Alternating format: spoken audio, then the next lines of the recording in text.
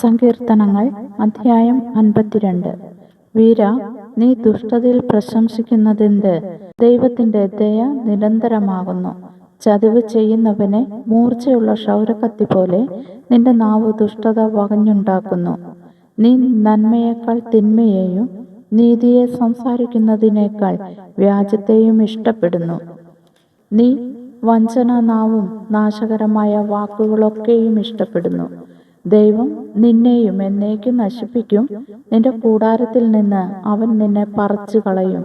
ജീവനുള്ളവരുടെ ദേശത്ത് നിന്ന് നിന്നെ നിർമൂലമാക്കും. നീതിമാന്മാർ കണ്ട് ഭയപ്പെടും.